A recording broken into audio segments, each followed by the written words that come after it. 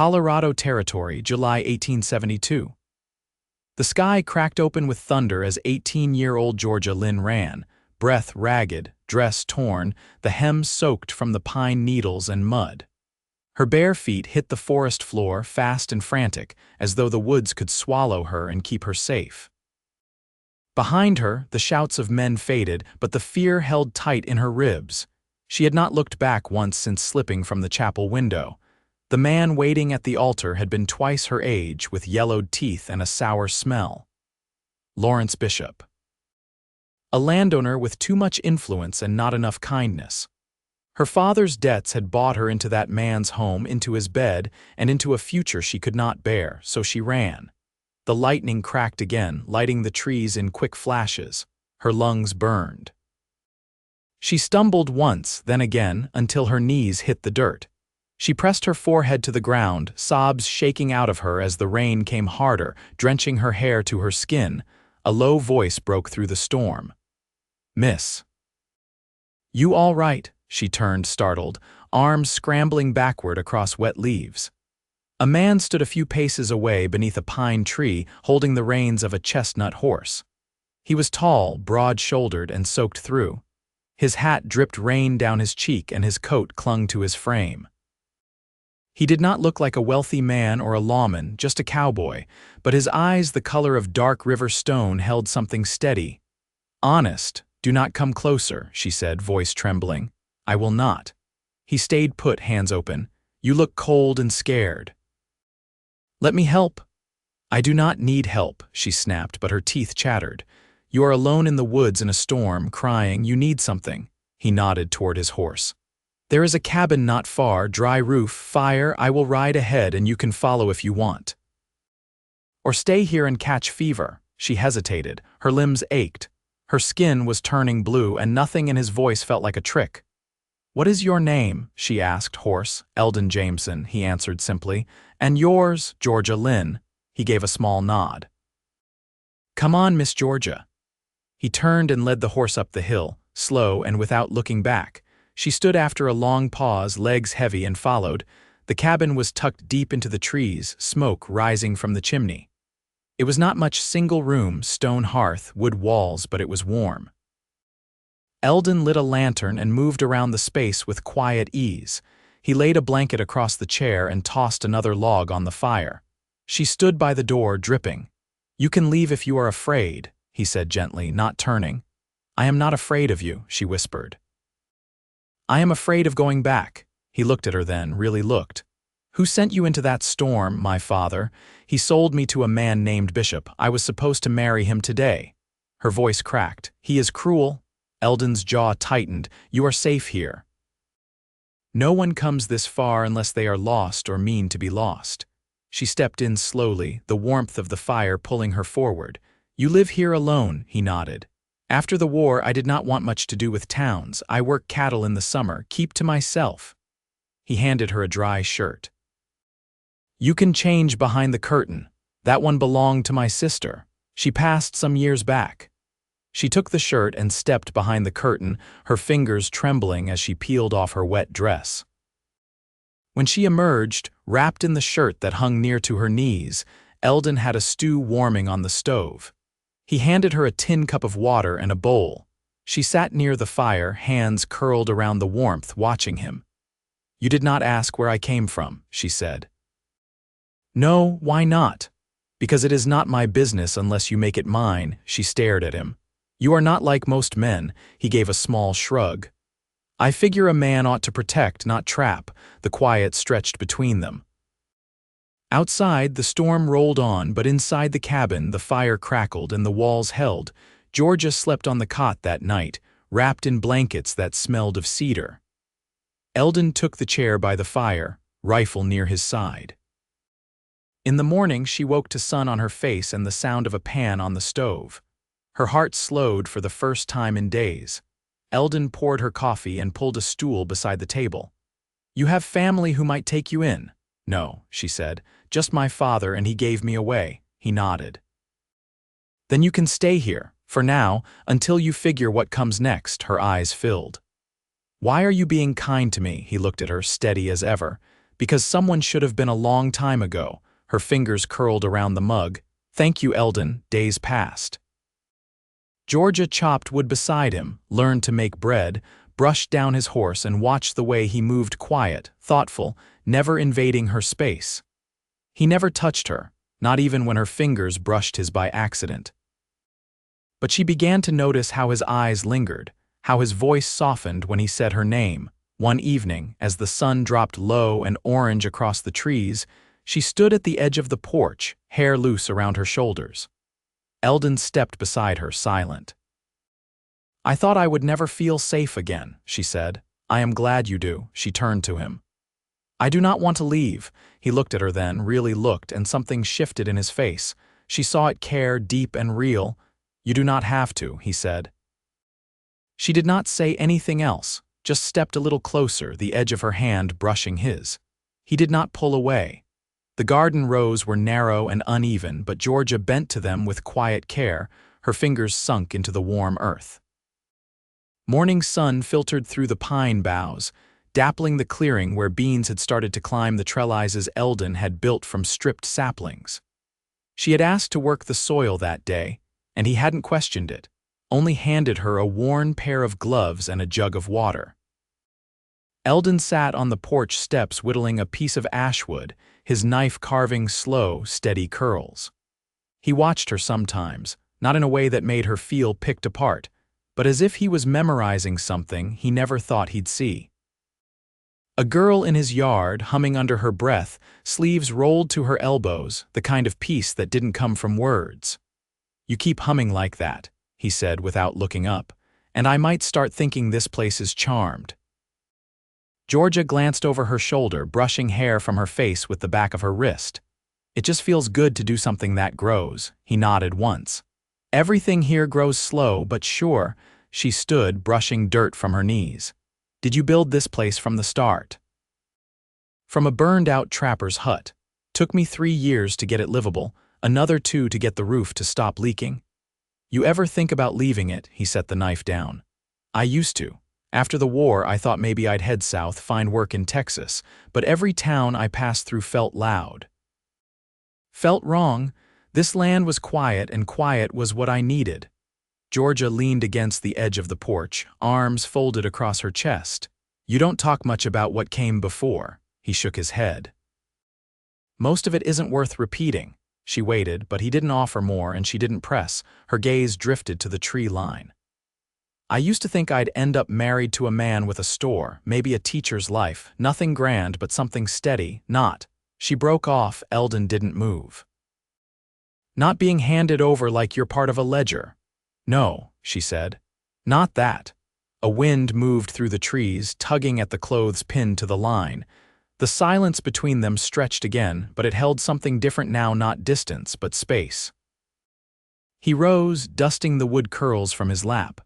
I've got to ride out to check the upper trail, be back before dusk. She watched him saddle his horse.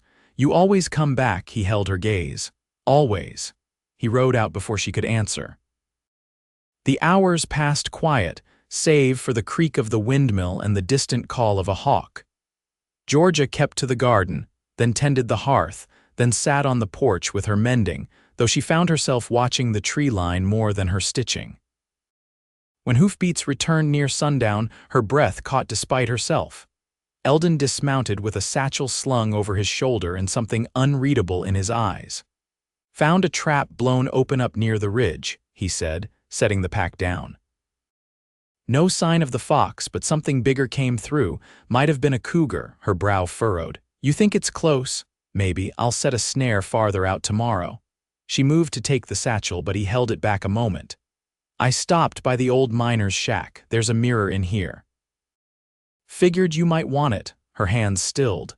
You brought that for me, he nodded. She took the bag gently, fingers brushing his only briefly. Thank you. Inside, she unpacked it with care. The mirror was cracked at the corner, but the glass was clear. She set it by the basin, staring at her reflection for a long moment. Dirt smudged her cheek and her braid hung loose, but her eyes looked steady. Less hunted. That night, after the dishes were washed and the hearth banked, Georgia stepped outside. The stars were thick above the trees, and the air smelled of pine needles and smoke.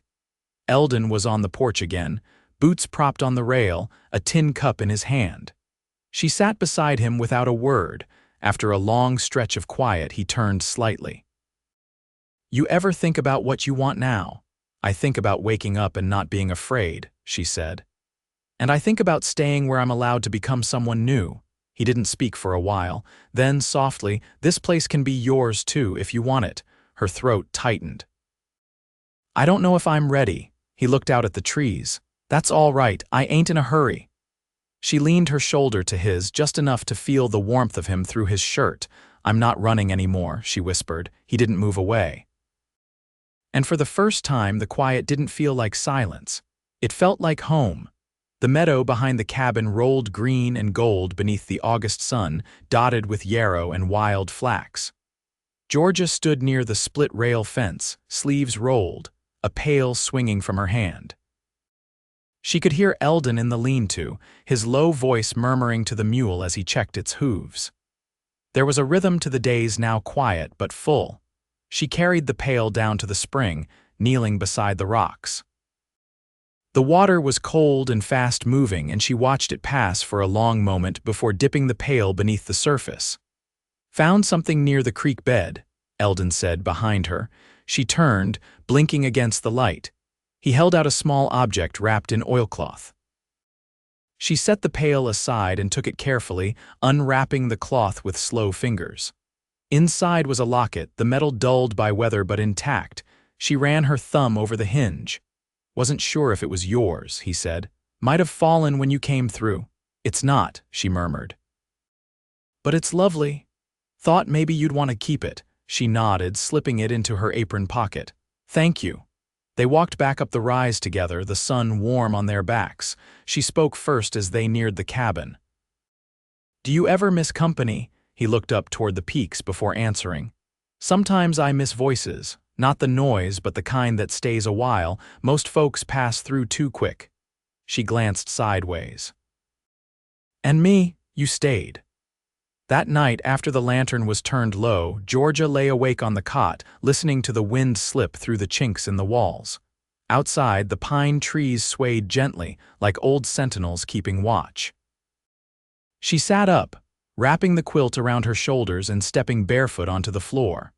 The glow from the banked fire threw soft light across Elden's face where he sat at the table, carving something she couldn't see clearly. "I can't sleep," she said quietly. He looked up, setting the knife down. "Bad dreams?" "No dreams at all, just a feeling like I'm waiting for something to end." He pushed the chair out with his foot. "Come sit." She crossed the room and took the seat beside him. The carved piece on the table was a small horse, no bigger than her palm. The grain of the wood ran smooth beneath its belly. "You made this," he gave a slow nod. "Started it the day after you came, didn't know why." She turned it in her hands, the weight of it small but solid. "It's beautiful." He leaned forward, forearms on the table. "I never knew what to do with folks who carried sorrow. I saw too much of it, and I got too used to silence." Georgia let the quiet hold for a long breath. "I wasn't sure I'd ever feel like a person again. I thought I'd always be something broken that other people passed around." "You're not broken," he said, voice steady. "You're just bruised, bruises heal." She looked up at him, something unguarded in her gaze. "You always speak like everything has time." "Because it does," he said. "If you let it." They sat there a while, the fire crackling low. The night moved slow around them, the air close and still. When she stood to return to bed, she paused beside him. "I feel different when I'm near you." His eyes met hers. "That's because you're safe." She bent slightly, pressed her lips to his cheek, and let them linger there. Then she turned and went back to the cot, heart steady. In the morning, Elden found her outside, tending the fire pit. A pot of water was already heating, and she was kneeling, arranging kindling beneath the grate. "You're up early," he said. "I had a thought," she replied, not looking up. "There's an old schoolhouse north of here, isn't there?" "About 8 miles. Closed down after the flood 3 years back." She stood, brushing her hands against her skirt. "What if we cleared it out? I can read and write better than most. I could teach the ranch children." He studied her, arms folded across his chest. "You'd want to stay close enough for that. I want a life," she said simply. "One that's mine. One where I wake up and choose what comes next." He stepped closer, voice low.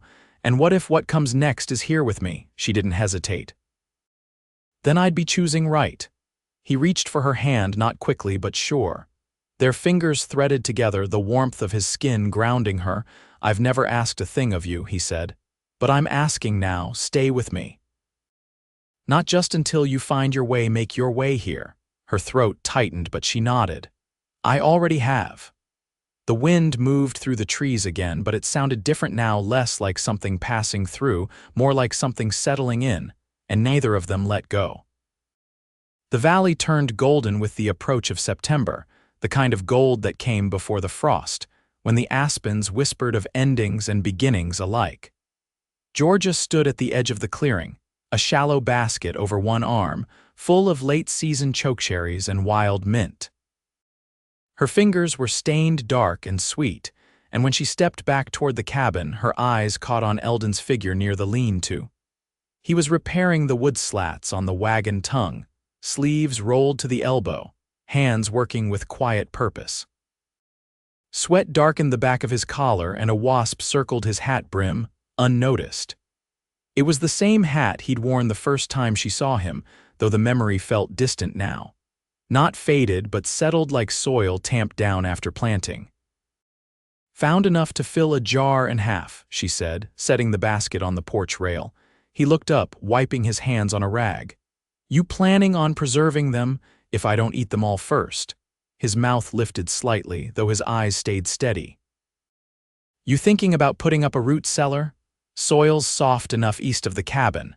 She nodded, brushing her palms against her skirt. "We'll need one if we're going to keep through winter." The word "we" hung in the air like something delicate but rooted. Neither of them named it, but it was there, as certain as the timber beneath their feet.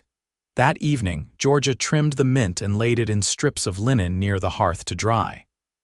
Elden brought in the last of the firewood, stacking it along the wall with quiet care. When he sat across from her, she looked up from her stitching. "Did you always mean to live this far from everyone?" He considered that a moment. "At first, I needed distance. After a while, I needed peace. Then I stopped needing and just stayed." She threaded her needle again, the firelight catching in her hair. "Do you miss who you were before?" Elden leaned back, gaze drifting toward the window. "I think parts of me ended in places I left behind, but some parts came forward. The ones that could hold still." She set her sewing aside. "Lawrence Bishop came to my father's house once when I was 13.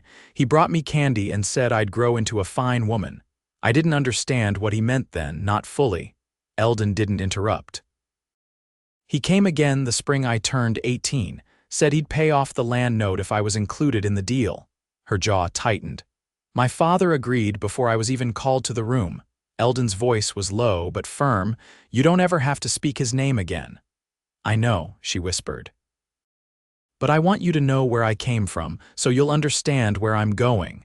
He folded his hands between his knees. "I already see who you are, and I trust where you're heading." The fire popped once, and she shifted forward. "I want to marry you."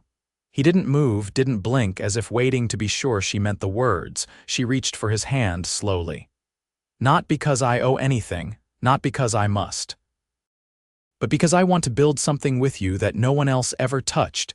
His hand closed over hers, warm and solid. "Then we'll do it right. No preacher in town, no paper needed, just the land, the fire, and our word." She nodded, eyes shining but not with tears. "Tomorrow at first light." He squeezed her hand once. Tomorrow, when morning came, the air was cool, the sky high and clean. Georgia wore her mother's ribbon in her hair, the blue one she'd tucked away in the lining of her travel satchel. Elden had trimmed his beard and stood straighter than usual, a fresh linen shirt pulled over his frame. They stood just beyond the garden rows, where the creek could still be heard down the slope, and the scent of pine drifted through the rising sun. "I, Georgia Lynn," she said softly, her hands in his, "choose you. As partner, keeper, and friend. I'll walk beside you, not behind, and I'll build with you, not for you." Elden's voice was steady. I, Elden Jameson, choose you as equal heart and home. I'll shelter with you, not over you. I'll protect what we grow and never claim what isn't offered. They kissed once. No trembling, no hesitance, just the sure press of two people who had earned the right to be gentle. The wind rose through the aspens, and the sun caught the tops of the trees like flame. Elden laced his fingers with hers. You still want to teach, she nodded. And I want to raise chickens, and maybe write things down the way they really are. Then we'll go up to the schoolhouse next week, clean it out, make it strong again. Georgia leaned her head to his shoulder. We're going to have a good life. He pressed a kiss to her hair. We already do. The first frost came early that year, dusting the tops of the fence posts in pale white before dawn. Georgia stepped out of the cabin with a kettle in hand, breath curling in the cold air. Her boots crunched over the hardened ground as she crossed to the small table Elden had built beside the woodpile, where he was sharpening the drawknife. She poured a little water into the tin bowl, catching a bit of the rising steam against her fingertips. I heard coyotes last night, she said.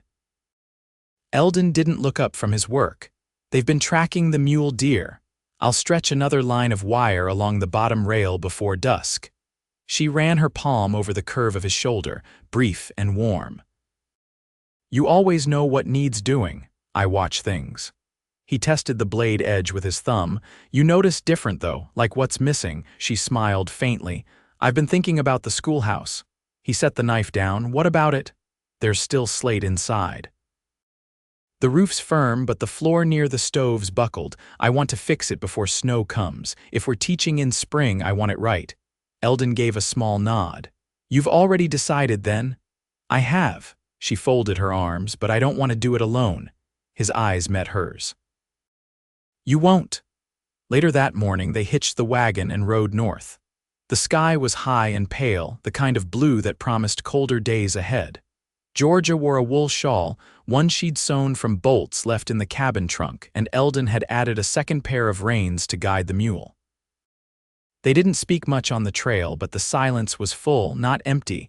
When the schoolhouse came into view, she drew in a breath. The door hung crooked. One shutter flapped loose. But the bones of it were strong, and the bell tower still rose above the pines, weathered but upright. Inside, dust lay thick, but the windows had held. Sunlight slanted over broken benches and a rusted stove. Georgia stepped into the room and turned slowly, her hand trailing over the edge of the teacher's desk. I can see it, she said quietly. Children at the slate, boots muddy from spring thaw, someone reciting from the reader. Elden walked the perimeter, testing the boards beneath his weight. Joist under this corner's split. I'll cut a new beam from the cedar back home. Georgia crouched beside the old wood stove, running her fingers over the iron. Do you think there are families who'd send their children this far? If there's warmth and food and a firm voice, they'll come. She looked up. Would you help me teach? He leaned against the wall. I don't know letters like you do. You know land. You know how to read the sky, how to mend, how to build. That's worth more than penmanship. He watched her for a long moment. Then I'll teach beside you. They spent the rest of the day hauling out broken benches, stacking what could be salvaged. Georgia uncovered a tin box of chalk, still dry, and tucked it into her satchel. Elden marked the floor with chalk lines where new boards would go. By the time the sun fell behind the ridge, they were both covered in dust, hands raw but hearts light. That night, back at the cabin, Georgia soaked a cloth in warm water and wiped the grime from Elden's face. He watched her from beneath lowered lashes. You look at me different now, he said. She squeezed the cloth and set it aside. I see all of you now, not just the quiet. He took her hand gently, calluses brushing her knuckles. I never expected to love again. She leaned forward, resting her forehead to his. And I never expected to be loved. They sat like that for a while, the fire low, the rhythm of their breath matched. No promises spoken this time, none needed. The snow came soft at first, then thick. By midwinter, the cabin was half buried at its base, and icicles hung long from the eaves. Inside, Georgia stitched quilts from old shirts and flour sacks, while Eldon carved benches for the schoolhouse from pine cut during the last thaw. They read by lanternlight and cooked hearty meals of beans and cured ham, the days slow but full. By early March. Word had spread. A family from the valley sent a letter asking about lessons, then another. By the time the trails thawed, 6 children were expected. On the first day of class, Georgia wore the same ribbon she'd married in. Her hair was braided down her back, neat and firm. The children arrived in pairs, boots muddy, eyes wide. Eldon greeted each by name, helped them hang their coats, and showed them where to sit. Georgia stood at the front and picked up the chalk. Her hand was steady. "Welcome," she said. "You belong here." After the children left that afternoon, Eldon swept the floor while she closed the shutters. The benches sat straight and the stove crackled warm. As they stepped outside, the late sun caught on the thawing snow, casting light like gold over the field. Eldon took her hand. "We built this," she leaned into his side. "And we'll keep building." He turned to her, eyes steady. "Whatever comes next, I want to face it with you." "You already are," she said, and kissed him beneath the bell tower, where the wind moved soft through the trees. Years passed, slow and sure. The school grew, and so did their home. First a new room, then a pantry, then a porch wide enough to sit on through summer evenings. Children came and went, but the land stayed, and the life they shaped into it deepened with each season. Eldon's hair turned silver at the temples. Georgia's voice carried farther when she read aloud. They aged, not with regret but with grace, and each night their hands found each other beneath the quilts they'd made together. One spring morning, with the wild plum in bloom and the creek running full, Georgia stood beside the garden rose and watched Eldon set a new gate post.